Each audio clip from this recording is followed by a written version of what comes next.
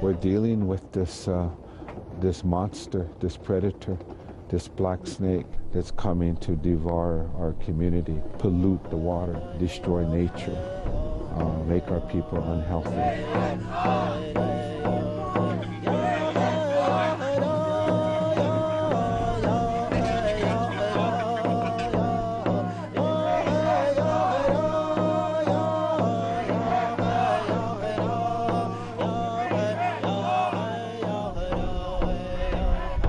Standing Rock, North Dakota is the epicenter of the attempt to save the ecosystem from the fossil fuel industry. I came here to listen to the frontline voices of those in this fight, led by indigenous communities, and to offer up their example of nonviolent protest for all who intend to resist. This whole entire area that we're on is a floodplain. And so that's kind of scary. We're not really sure what the Cannonball River is going to do over here as winter progresses and ensues, because even you feel the little chill in the air here. Yeah. Well, it's not even winter yet. Candy Mossett, an indigenous rights activist from the Mandan, Hidatsa, Arikara Nation in North Dakota, has been here at the Standing Rock encampment in Cannonball since August. Up until about 2-3 weeks ago, I had my 3-year-old with me. But just due to a lot of crazy things, there was a fire that was started across from the camp, burned 400 acres. Snipers running out in the hills out here. We can look in our telescopes and see them with their guns. Just a lot of the weather. So she's actually with my mom and my sisters. People have been out here for a really long time, since April 1st, and just a handful, 5 people. At the time, probably 30 people was like the swelling of the camp. And now, 8 months later, that tiny group of water protectors has swelled to the thousands, including Native Americans representing more than 200 tribes, as well as non-Native people who are here in solidarity. The water protectors are attempting to halt the final portion of the $3.8 billion Dakota Access Pipeline that is designed to carry oil from North Dakota's Bakken oil fields through South Dakota, Iowa, and into Illinois. The 30-inch pipe will be able to transport as much as 570,000 barrels of hydrofracked crude oil a day. It is slated to run under the Missouri River, the main water source for the Standing Rock Sioux tribe. The frequent breaks and ruptures of pipelines, some 500 accidents a year, have raised concerns among local communities and environmentalists about the impact on air, water, wildlife, and farming. Native American communities say the pipeline desecrates sacred land and burial sites. The U.S. Army Corps of Engineers said last week that it needed more time to evaluate whether the pipeline should continue along its proposed route. Dakota Access, however, has yet to cease work on the pipeline, leading some to speculate that it may defy the Army Corps of Engineers and pay fines or penalties. The importance of this encampment at Standing Rock is not just that it is confronting environmental destruction caused by a pipeline carrying Bakken crude oil, but that it has become, for many, a model of resistance that will be replicated throughout the United States, especially under a Trump presidency, against the hegemonic power of corporations and a democratic system that has become too anemic to carry out reforms, especially environmental reforms, that will protect the planet. The encampment is north of the Sioux Tribe Standing Rock Reservation. Water protectors say the land belongs to the tribe, something state and pipeline officials dispute. But land disputes, given the 400 treaties the U.S. government made and then broke with Native communities, is nothing new. It's not just what's happening since April. It's go back, you know, to 1944, and then go back even before that when we were put on reservations. Go back to the Fort Laramie Treaty of 1851 and 1868, in which the Standing Rock Sioux tribe never gave away this land. Never did. That's why right now we're on unceded treaty territory. The Cannonball River, just south of us, marks the government line for the reservation. So technically we're not on the reservation, but the Constitution and the government is recognizing that, oh, we actually have treaty rights still. Even though they've been violated in the past, we have that in a court of law. The first encampment was established on private land in April. It expanded to 2 more camps north and south of Cannonball River. A 4th was constructed on privately owned land that Dakota Access purchased for $14 million. On October 27th, police violently cleared water protectors from that site. Josue with the Indigenous Rights Network took me up the road from the encampment to the barricade on Backwater Bridge that would be the scene of violent clashes last Sunday night. There was construction going on on the pipeline. Yeah, coming from that side of the 1806 highway, and they didn't start working over here.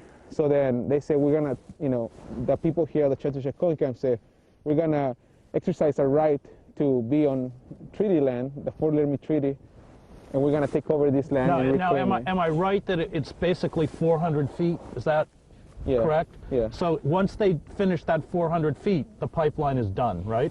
Well, yeah, so the pipeline goes all the way to the river, which goes, the Missouri River's over there, and they cannot go under the river right now. That's what they're waiting for the permit on. Yeah, right. And the Army Corps 2 days ago just said, look, like don't drill until we do, we further do investigation on how it's going to affect the ecosystems. But that's kind of tricky because the Dakota Access Pipeline basically said, like, well, we might just do it and pay the fine. And pay the fine, which is usually what happens with corporations, I think. Right. They don't mind paying the fine. Their whole plan was to, before the 26th, they would stop construction on this side. That's kind of where the first standoff happened, when the first people got arrested. So they decided, okay, we're not going to start working here. We're going to keep just doing our work over on that side. They just kept going. They kept going. Even though when President Obama said, hey, you guys should probably keep it 20 miles away from the river, they still kept going. And they got into 6 miles away from the river, which is right about there. And that's where they had the standoff, where the people say, hey. People moved up here to block the construction. Yeah. And explain what happened to this car here. So basically what happened is people were holding space and holding their territory, and Morton County law enforcement basically said, we're going to move in, we're going to bring in the big guns, which they did, and we're going to move in. If you guys don't move, please move. And they held their space, they held, and then until they had a clash with the police, and a lot of things got on fire. So when we came in, it was hard to get in. We were blocked at one point. They were in green uniforms from the National Park Service. Are they working overtime if they've been hired? Is usually that how it works? I think so. I mean, what we experience is that we've seen constant, how can I say, like there's always a constant flow of law enforcement from different states and different counties coming in as higher, support, which a lot of the counties, for example, in Minneapolis, the county there were like, hey, one of the counties said, wait, we don't want to send our folks out there, pull them back. So they have to pull back because of pressure of their own community. So you do see this almost like militarization of the situation and, kind of escalating it. But then folks don't agree with it. They're in their own communities, they're like, hey, don't send our guys over there. Like, we need them here. Tell me why this pipeline is so dangerous. Well, first, I think and foremost, it's a matter of protecting and really respecting what we stand on, which is the ground. As Native people, there is an understanding and a belief that we are part of everything. We have a saying called Mitaki Oyasin, which means we're all related. Everything is related. So when you think about, continue with this, process of extracting oil and really digging into Mother Earth, fracking, we need to move on from that as a form of respect for our Mother Earth. But let's walk. Let's walk. There's not a lot of emotion into them, which is very normal, I think, for law enforcement. But I think that when you think about it, it's like this water. If once the pipeline breaks, the water is going to go downstream, all the way down to 18 million people.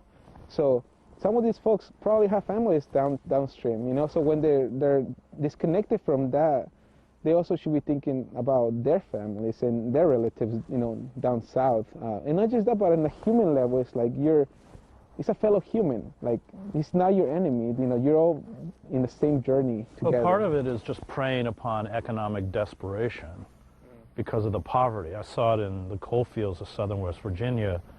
they would hire these kind of company goons who were from there. So their own communities were being destroyed, their water was being poisoned, sinkholes, and yet they were so desperate to get that salary from the mining company that they were actively involved in the destruction of their own community. And that is how these corporations prey on that poverty, which is happening here, I expect. Yeah, and that's, I think that's happening here, and that's what happens in Native communities all over the world. I mean, in Latin America, it has, in Chile and Peru and Mexico, it has happened where your own people are the ones that are like beating you up because they want to get paid, like you said, from this, multi-billion corporations. So, well, that's, as we said before, that's how Sitting Bull is shot and killed by a member of the Dakota, who were deputized into the Indian police force and paid something. They're watching us, making sure that we're trespassing or anything. That's funny, they chained the trucks together. Yes. They did that after they burned. They burned, yeah. So they just use it as a barricade. Completely. This is what they call the, which is also, a term that we don't try to use. They call it the front lines. Right. Because actually a lot of our veterans got offended when we call it the front lines because they say we've been in the front lines. Like we've been out there in the middle of other countries on the front line. This is not a front line. This is a complete form of intimidation, as opposed to, them being straightforward and like even sitting and talking to people. It's just like a form of like, let's see how much we can mess with them until like there you go. There's a airplane. They have multiple airplanes that go on. And they just circle. They just circle. You'll see them, and when people are mobilizing, they really get a helicopter and the airplane, and they fly really low. The day after we left the bridge was the scene of yet another violent confrontation with law enforcement and private security contractors. Not only were tear gas canisters and rubber bullets fired into the crowd, injuring 300 people, but the water cannons were apparently laced with pepper spray to coat the crowd that huddled in below freezing temperatures. One water protector's arm was ripped open by a canister and may have to be amputated. Numerous, hundreds now, that have been sprayed in the face, shot with rubber bullets, attacked by dapple private security dogs. To me, it seems like it's going to take a really, really long time for them to go through the number of legal battles and court cases, but Energy Transfer Partners, it seems like what they want to do is just get the pipe in the ground and deal with whatever later.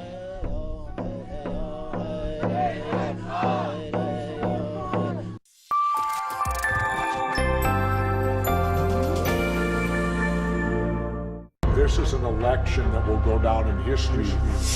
These states will decide this election tonight. Welcome to our viewers in the United States and around the world. We're taking an inside decision 2016. I've never seen anything like it. Weirder things have happened. Official. This is a statement. Donald Trump will be the next president of the United States. You gotta call it a major upset. I'm your Shaw.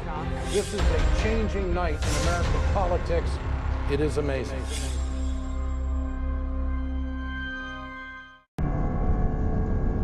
About your sudden passing, I've only just learned. You wore yourself thin, taking your last wrong turn. Your act got up to you as we all knew it would. I'd tell you I'm sorry, if only I could. So I write these last words in hopes to put to rest these things that I never got off my chest. I remember when we first met, my life turned on each breath. But then my feelings started to change. You talked about war like it was a game. Still, some were fond of you, those that didn't like to question or argue. And I secretly promised to never be like you. It's said one does not leave a funeral the same as one enters. The mind gets consumed with death, but this one quite differs. I speak to you now because there were no other takers. To proclaim that mainstream media has met its maker.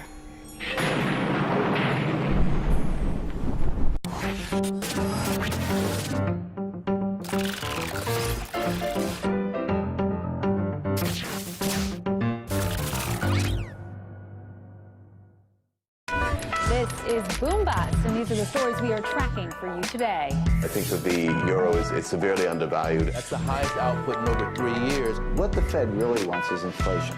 The U.S. has more than doubled imports from Iraq. All that debt that was accumulated, they have to pay it off. And when you see oil go down, our economy goes down. What do you make of that data, and what does it really mean for the average worker?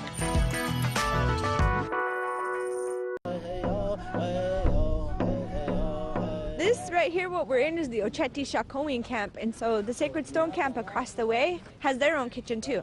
I think that right now there's probably about 7 kitchens. I mean, that's quite an enterprise. That's quite a bit of food. I mean, this is a big operation. And it's funny because when you're out here, you start getting used to, hey, I wonder if we should go to Hupa tonight. Or, yeah, I heard they're making, like a different restaurant. Yeah, like, oh, I heard they're making enchiladas over here. So if you want to come over here with me, this is where people drop off donations, whatever it may be as far as food, tents, anything like that. And I'll just lift the flap for you so you can see all of the goods: toilet paper, toothpaste, deodorant. The thousands of water protectors at Standing Rock, facing plunging temperatures, are winterizing the camp. Explain to me why those American flags are upside down. An upside down American flag is a sign of distress.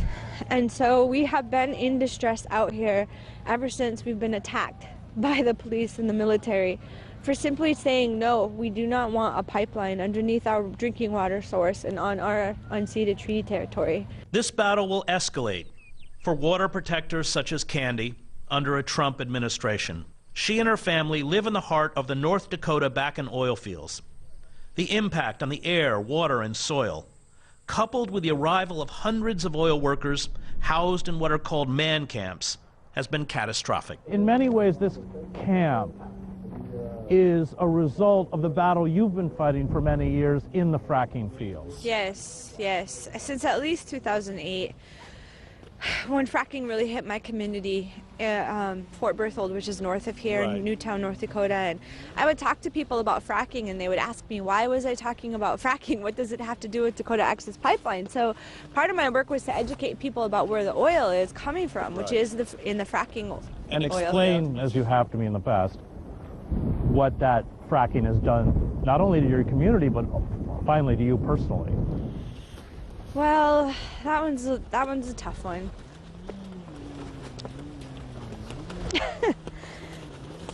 Because it's been really devastating. I know. And so, I just get so emotional. Okay. It's just been really, it's just a complete change. It's a 180 from the little community I grew up in where you knew your neighbors and where you borrowed a cup of sugar, you know. Walked around without fear as children, and it's not like that anymore. You can't leave your doors open. You can't walk around because, I mean, literally people try to kidnap our kids. Walking from home from the elementary school, and, you know, all these man camps sprang up all over our communities, violence against women. They prey on women, right? I live right on the Missouri River. It's just that there's a man-made reservoir as a result of the dam that's called Lake Sakakawea. And so you can see the rigs that surround the river. They're on top of the hills because we're near the Badlands, the North Dakota Badlands. So obviously, where does that stuff go when it overflows? It runs down into the rivers, into the streams. And in fact, in July of 2014, we had a huge, over 1 million gallon spill. And they did a study. Nothing is growing there, wherever that water touched. And they said there's arsenic and selenium and tellurium and like all these carcinogenic compounds sitting right on the surface that are beyond levels for human or animal consumption. And that's still just sitting there not cleaned up. And the water, the river. The river is over 4,000 miles long. It runs through the heartland of this country. One of the things people don't understand is that the U.S. Army Corps of Engineers back in 1944 came up with this brainchild called the Flood Control Act, also known as the Pick-Sloan Act, because there was flooding happening in St. Louis and Missouri. Incidentally, that flooding was happening because the Army Corps of Engineers went in and removed the natural riparian water zones and were putting up, you know, cement walls. So they were the reason that this flooding was occurring. And what they decided to do was come up into Montana, North Dakota, South Dakota, and they built a series of dams. Each dam was below a reservation. So Garrison Dam created Lake Sakakawea. The dam down here created Lake Oahe, which those are now our drinking water sources. So there's another connection here with the Army Corps of Engineers and why we're saying do not allow this permit, because you forced us to have this reservoir as our drinking water in the first place, and now that's under threat of contamination because of all of the fracking. And so there's so much more to it than just in the here and now. It's this whole historical context about what we've been facing as natives in this country, basically since colonization happened. And what this movement is doing is forcing this country to take a good hard look at what it actually is founded upon in the roots, which is the taking of indigenous lands. And are people fishing out of that river? Oh my God, yes. I mean, North Dakota is a huge fossil fuel state, first of all. We have 7 coal-fired power plants here. So as a result of the 7 coal-fired power plants, every single bit over the 11,000 miles of rivers, lakes, and streams in North Dakota is already contaminated with mercury. We're seeing sores and pusses. So the Fish and Wildlife Service has been taking samples, and they are finding that there are like dissolved solids and things that are obviously in the fish as a result of the fracking chemicals going into the water. Growing up on the reservation here in North Dakota, it was normal to have people around me be sick all the time. And so when I was in college myself, I was 2 years into my undergrad program, and I got diagnosed with a stage 4 sarcoma tumor. I remember the first thing my mom did was like break down crying, and I remember consoling her like everything's gonna be okay, because I really believed it. I really believed that, you know, it was just something that I had to go through in my life, but I probably would have been a lot more scared if I had understood what that meant at the time. Most people that have a stage 4 sarcoma don't make it. It is just, it makes me question why sometimes, like, why am I still here when other people lost their battle, and it's just so unfair. And then that's why a big part of why I'm doing what I'm doing is to talk about what does environmental racism mean? What does environmental justice actually mean in climate justice? And our own people in our own communities didn't even understand the concept that we were unfairly and disproportionately targeted by the fossil fuel industry because we lacked the resources to push back. That's why you don't see these things in Hollywood. Right. Or Bismarck. Yeah, or in Bismarck, because even this pipeline was rerouted from just north of Bismarck, rerouted down to just north of Lake Oahe. You know, the Standing Rock Sioux Tribe's drinking source. And one of the things you told me, the way they mask the cancer rates is that they don't measure it in your community. Right. They measure it in the place of treatment. Right. So we don't actually know how, there's no statistical data in these communities that will back up the points that you've made. What I have is like 2 shoeboxes full of obituaries, and I can write on each of them when they died. Well, the date is there, but what kind of cancer they died from. 2 shoeboxes full, and you know how thin a piece of paper is. Just from when I was little growing up, just from the people that I know, the funerals that I attended, not even extended family members. And so that's kind of the way that I've been able to use the information to put a face and a name to say this was so-and-so, this is what they died from.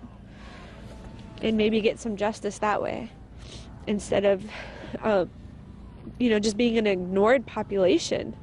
We've been through so much already by a government that literally had a termination era and tried to terminate us. Yeah. That's what's beautiful about this, is because we're still here. And you're fighting back. We're fighting and we're winning.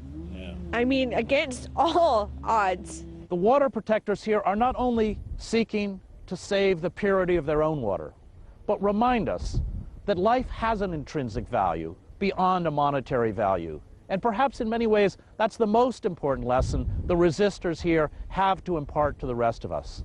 That we must honor the sacred. We must finally see all forms of resistance as a battle to protect the sources of life itself. I was born with resistance blood. We've always come from a long lineage of native people that opposed colonization, and have always emphasized the need to be resilient.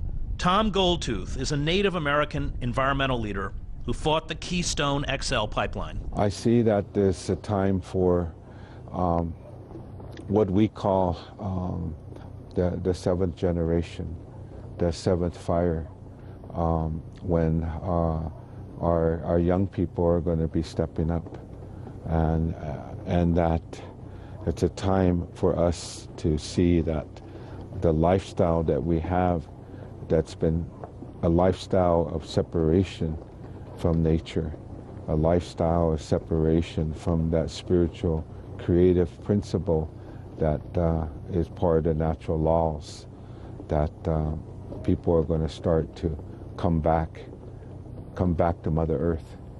And we see the signs already of where, for an example, an economic system that thrives on unlimited growth, that doesn't value that life cycles that we talk about as native indigenous peoples, that economic system is barely surviving right now on a thread.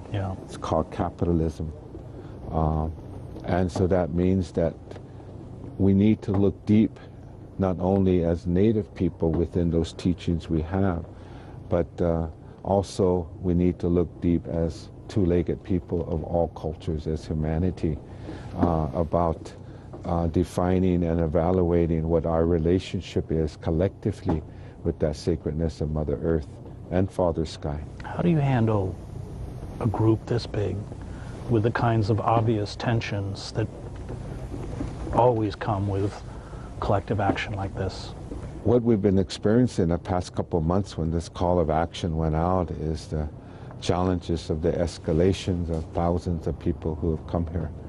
Not only our native indigenous peoples, but a lot of the descendants of the settlers, the colonizers who come here. And it's very challenging.